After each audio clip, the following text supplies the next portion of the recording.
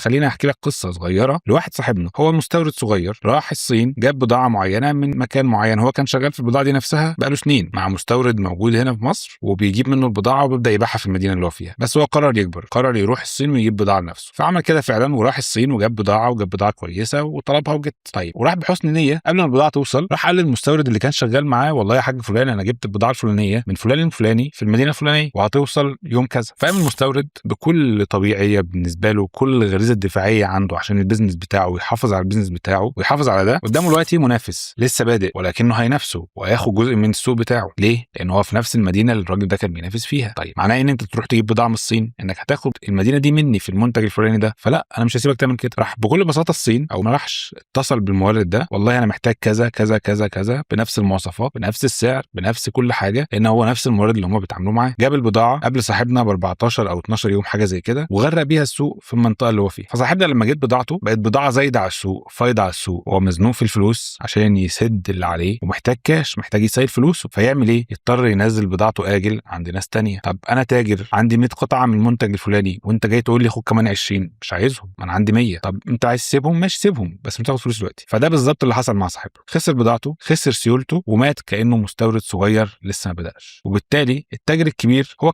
كسب ان هو موت منافس قبل ما يبدا ينافسه في السوق. وده بالظبط اللي هيحصل معاك لو حاولت تنافس حد اكبر منك. بالطريقه دي هو بيقدر يموتك في السوق، بيقدر يقفل عليك الابواب انك تكبر في الموضوع ده. فانت لازم تشوف طريقه جديده، طريقه مختلفه انك تكبر. تكبر ازاي؟ عايز توصل لناس بره المدينه اللي انت فيها، عايز توصل لناس بعيد عن المنطقه اصلا، يعني مش لازم تسافر، لا انت ممكن تقدر توصل لناس وانت قاعد في مكانك، من خلال التيك توك، من خلال الفيسبوك، من خلال اليوتيوب، من خلال جمله اكسبريس. تقدر توصل للناس باي طريقه، توصل لهم بضاعتك وتعلن عن بضاعتك وتبيع بضاعتك. والكلام ده كله متاح دلوقتي وتقدر تستخدمه، والشاطر دلوقتي هو اللي هيستخدم. تمام؟ تابعنا هنا لو مهتم اكتر بتطوير مصنعك وبتطوير صناعتك وبتطوير مبيعاتك، وان شاء الله هنتعلم اكتر مع بعض. عملنا جروب رواد الصناعه لاصحاب المصانع على الواتساب، لو حابب تنضم لجروب رواد الصناعه بحيث نتناقش لو في مشاكل، لو في حاجه معينه عايز تسال عنها، لو حد اكبر، لو حد اقدم عايز تتعلم منه حاجه معينه، الجروب موجود ونقدر نتواصل عليه مع بعض ببساطه ان شاء الله. هسيب لك اللينك في الديسكريبشن، ما تنساش ادخل على الجروب.